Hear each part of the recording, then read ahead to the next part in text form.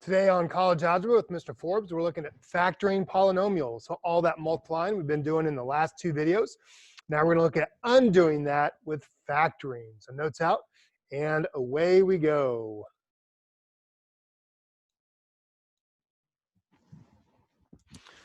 I'm looking at factoring polynomials. A couple things we need to define. We need to remember first what's a prime number. A prime number is a number that only divides by itself and 1, or has factors of 1 and itself. Remember, prime numbers are 2, 3, 5, 7, 11, 13. That goes on and on. If it's not a prime number, we call it a composite number. Composite number that has additional factors, so other numbers other than 1 in itself that will divide it. That's 4, 6, 8, 9, 10, 12, 14, 15, right? So of the whole numbers, either they are a prime number or they're a composite number. We need that idea as we go in here into factoring. The first type of factoring we're going to look at is factoring a greatest common factor, or a GCF. The GCF is a monomial that includes every number or variable that is a factor of all of the terms of the polynomial. We're looking for the factors they have in common. So the first thing we're going to look at is what is a greatest common factor. So given in example A, two terms, 8x squared y and 20xy cubed, what is the greatest common factor? For the number, it's the biggest number that divides into both.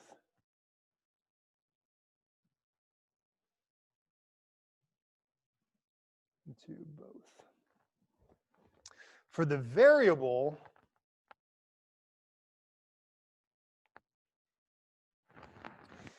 it's the variables they have in common. So what's the most they have in common?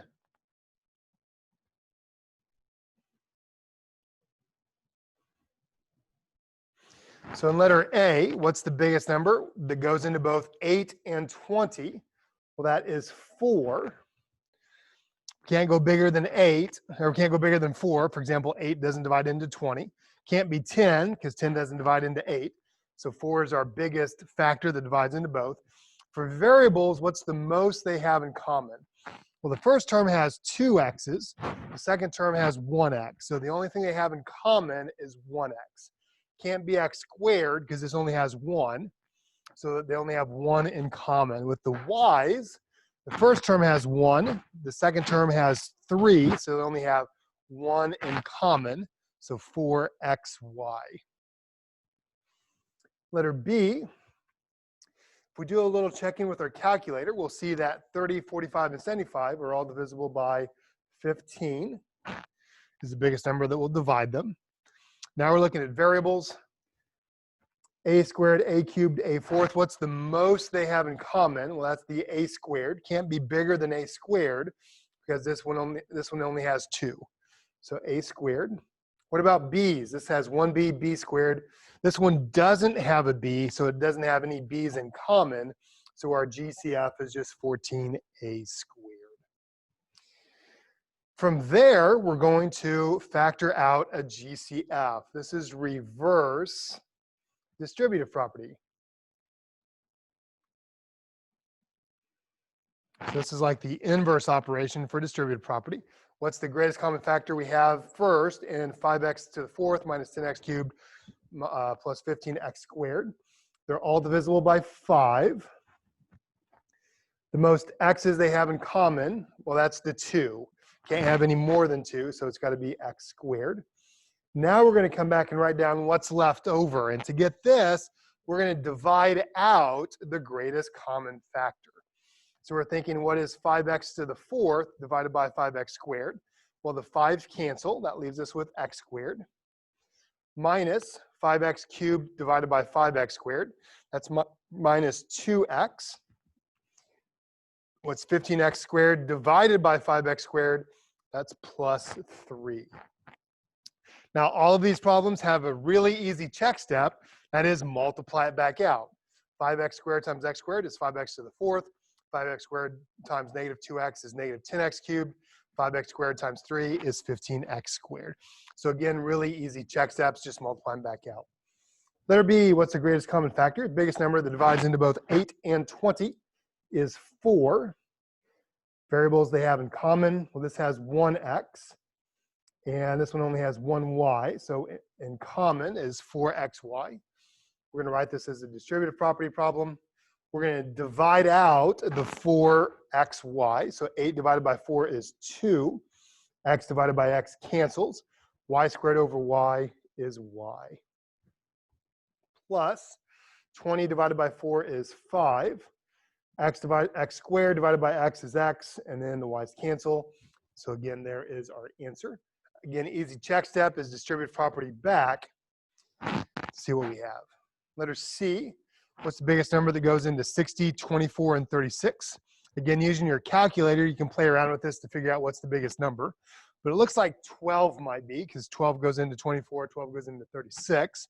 So let's see if 12 goes into 60. It does.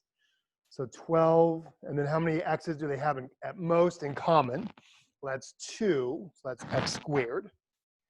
And we'll divide that out. 60 divided by 12 is 5.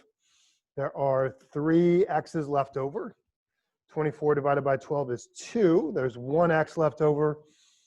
36x squared divided by 12x squared. The x squareds cancel. We're left with plus 3. Again, easy check step is to multiply it back. Letter A, we want to factor out a greatest common factor and the opposite of a greatest common factor. Later on, we're going to see why it's going to be important to use the opposite of a GCF, because we'll actually sometimes want to flip the signs inside. And so let's see what we mean. Letter A, what's the greatest common factor? Well, 5 is, because they both have a 5. They don't have the same variable, so there is no variable greatest common factor. And we'll divide that out. 5x divided by 5 leaves x minus y. Now here's what happens, or what happens if we factor out a negative 5. What does that do? Well, 5x divided by negative 5 leaves us with a negative x. Negative 5y divided by negative 5 leaves us with a plus y. So what happens if we factor out a negative? It flips the sign inside the parentheses. So it flips the signs inside the parentheses. Letter B, let's factor out what here. Well, here there's actually, what is the greatest common factor? We'll both have a negative 1. And so we factor that out. That flips the signs. X squared plus 3. We can also factor out a 1, although that doesn't really help us here. Negative x squared minus 3. So factoring out a GCF and the opposite of the GCF. Letter C, again, what do we have in common here? There's no numbers because the first term doesn't have a number that's in common. 3 and 5 don't have any common factors either. But they all have a variable. That variable they all have in common is 1x. Again, it can't be any bigger than the 5x because that's the only variable it has in common, greatest common factor. We're going to take 1x out, so minus x squared plus 3x minus 5. We also want to look at factoring out a negative x. That leaves us with x squared minus 3x plus 5. Again, it's going to flip all of the signs inside the parenthesis. Factor out a binomial. Notice here we have an x plus 3 times w plus x plus 3 times a. We're working up to factoring by grouping here. Notice now what's the common factor? The same parenthesis is now the common factor. So we're going to treat this whole parenthesis like it's the greatest common factor. And so we're left with x plus 3. So that kind of comes out, and that comes out to be the common factor. What's left, right? So now we're basically thinking x plus 3w divided by x plus 3. That leaves us with w. And x plus 3 times a divided by x plus 3. That leaves us with plus a. Same thing on B. The common factor is going to be x minus 9. That comes out. That comes out. We're left with x minus 4. We're practicing that skill so we can do factor by grouping. How do we know when we're going to use factor by grouping? There's 4 terms. All right, so if we get to a factoring problem, it's got 4 terms. Most likely you're doing factor by grouping. What are we going to do? Well, we're basically going to do GCF 3 times. Doing a greatest common factor 3 times. Let's see what that means. So in letter A, we're going to do a GCF out of the first 2 terms. That's the 2 that they have in common. If we divide out that 2, we're left with x plus y. In the third and fourth term, we're going to look at greatest common factor. Now, what do those 2 have in common? Well, they each have an a. We'll factor that out. Ax over a is x. Ay over a is y. Now what happens? Well, if you did this correctly, you should have parentheses that are now the greatest common factor. So we're going to factor out those parentheses. So we have x plus y. Now we're left with 2 plus a. And that's called factor by grouping. So we're making 2 groupings, factoring out the GCF. Letter B, same thing. We're going to factor out what's in common in the first 2 terms. That's a w. That leaves me with a minus b. What about in the second 2, or the third and fourth term? They don't have anything in common. Here's where it's going to be our advantage to factor out a 1. That leaves us with a minus b. Now the a minus b's become the greatest common factor. We're going to factor those out. We're left with w plus 1. And letter C, in the first term, what's in common? They both can factor out a 4a. That leaves us with m minus n. If we look at the second term, if we factor out a b, it leaves us with minus m plus n. Those signs don't match. So how can we get the signs to match? Right? That's what we did up here. But we want to factor out a minus b.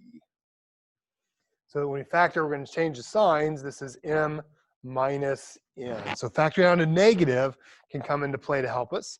Now what's in common? That's the parenthesis m minus n. And we're going to be left with 4a minus b. Factor by grouping. Now we're going to look at our patterns. So in a couple of videos ago, we looked at some patterns for multiplying. First is difference of 2 squares. We can factor difference of 2 squares when both terms are squared terms and they're separated by a minus sign. That will give us 2 terms that are separated by plus and minus when we square root the first term and square root the second term. This is the reverse FOIL when the O and the I canceled. Letter A. First, how do we know this is difference of 2 squares? Well, this is y squared minus 6 squared. So it may help you to think of it that way. They are both squares, so this had to factor y plus 6 and y minus 6. This is one of the patterns we just have to recognize because it's going to show up time and time again. Is there an easy check step? There sure is. FOIL this back out and we get y squared minus 36. Right? Notice what happens. The plus 6y and the minus 6y have to cancel, so there's no middle term. Letter B, same thing. This is 3 squared x squared minus 1. There's our difference of 2 squares. Difference is subtract, and these are both squares. And so then we're left with 3x plus 1 times 3x minus 1. Same thing on letter C. Notice 4 is a perfect square. That's 2 squared x squared minus y squared. We're left with 2x plus y times 2x minus y. Again, all of those have an easy check step, and that is to FOIL them back out. We can also look at our pattern for perfect square trinomials, either addition or subtraction. If our pattern is the first term is squared, the last term is squared, and if we square root those, multiply them together and double, that's the square of our sum and the square of our difference. So let's look at those patterns. These are a little bit harder to recognize, and oftentimes we'll just end up factoring these regular style that we're going to see in the next video. But let's go ahead and look at this. So note, 16 is a perfect square, so x squared minus 8x plus 4 squared. And notice if I double 4, that gives me 8. That allows us to do our pattern. This has to be x minus 4 quantity squared. Same thing with letter B. I note that 49 is a perfect square. So a squared plus 14a plus 7 squared. Well, here's our pattern. 7 squared is my b squared. And if I double 7, right, 2 times the last term, 2 times 7 is 14, that means I can use my special pattern, a plus 7 squared. Letter C, now we have two perfect squares. We have 2 squared x squared plus 12x plus 3 squared. Notice 3 times 2 gets me 6. And then if I double 6, there's my middle term of 12. And so that means I can use my pattern. This is 2x plus the last term, 3 quantity squared. Again, these all have easy check steps, and that is to FOIL them back out to see what you get. A little bit trickier one is factoring the difference of a sum or a sum of 2 cubes. And this one you're just gonna have to put in your head, and hopefully you can do that by going through the practice problems. Here's the pattern, a cubed minus b cubed. The first term is gonna be exactly the same, except it's gonna be the cubed root of a and b. So whatever we're cubing goes first. The sign is the same. And then in the second parenthesis, we're gonna square the first term, multiply the 2 terms, and then square the last term. All the signs are plus. For the sum of 2 cubes, again, we're gonna do the same thing. We're gonna note that these are cubed and cubed. The first parenthesis is whatever a and b is with the plus sign. The second parenthesis is the same, except we're gonna subtract the middle term, a squared minus ab. Note, these also don't have the 2 that the perfect square trinomials had. So let's see how this works. So really quickly, you're gonna learn your perfect cubes. So that's one to pay attention to. Usually that's gonna be 8, 64, 27, I got those out of order, and 125, that's 2 cubed, 4 cubed, 3 cubed, and 5 cubes. Those are the ones we're gonna use most often. Also, of course, 1 is 1 cubed. Letter A, factor by the sum or difference of 2 cubes. So we wanna write this as cubed. This is x cubed minus 2 cubed. So x is the a, b is the 2, and then we're just gonna follow our pattern. Because this is minus, the first parenthesis is gonna be whatever the base is repeated. So this is just x minus 2. Then we're gonna follow our pattern. It's the first term squared. So x squared is x. We're gonna multiply the 2 terms, a, b. X times 2 is plus 2x. And I know that that's a minus, but that's always gonna be a plus sign. And then plus square the last term is plus 4. Note, we did not double that middle term. So there's factoring. Difference of 2 cubes. Now we're going to factor the sum of 2 cubes. Remember, 1 is really just 1 cubed. And so we're going to follow our pattern. A is y, b is 1. So the first one is exactly the same without the cubes. Y plus 1 times. First one squared. Then this one has a minus. Y times 1 is y. And then plus 1. Again, you can check that by FOILing back out. Be a big problem to do that, yes, but you can check your answer. Letter C then, this is 2 cubed z cubed minus 3 cubed. So A is gonna be 2z, B is the 3, so we're gonna follow our pattern. The first parenthesis is exactly the same without the cubes, so 2z minus 3. We're going to square the first term. That's going to be 4z squared, right? 2 times 2 is 4. Z times z is z squared. Plus, again, I know this is minus, but it's going to follow the pattern. We're going to multiply these 2 together. That's 6z. And then square the last term is plus 9.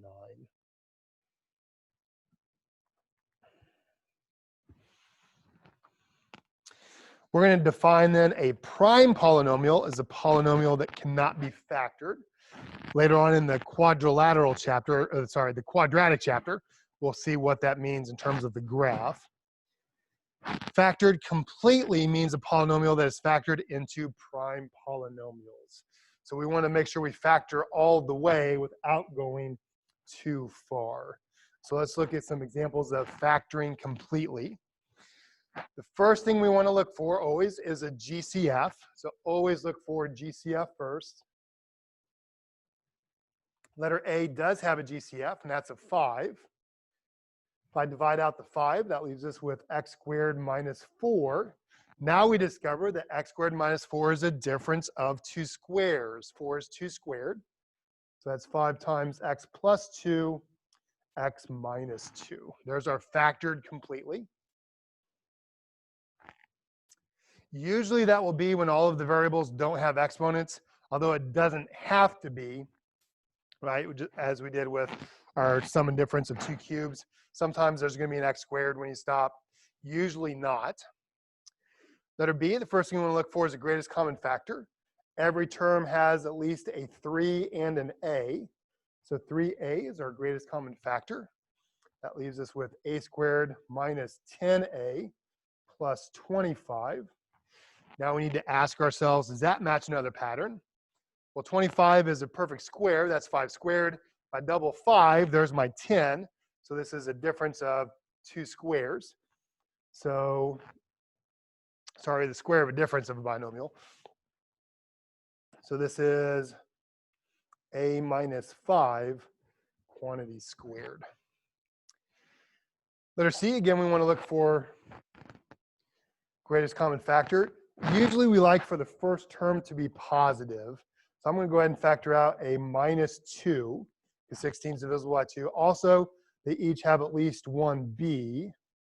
So that's going to leave me with b cubed. Because I factor a negative, that's going to flip the signs, minus 8. And then I remember that 8 is a perfect cubed. That's 2 cubed. So now we're factoring the difference of 2 cubes. So now I have negative 2b. The first one is the same without the cube, so b minus 2. I'm going to square the first term, that's b squared, multiply together, and then change the sign for the middle. So that's plus 2b, and then square the last one is plus 4. So there is factoring completely, factoring all the way until you're done. We're going to need that for solving polynomials in the next chapter. Homework then is 5.5, page 339. We're doing 16 through 22 evens, 32 through 74, 90, 92, and 100. Have a good day, Maroons. See you in class.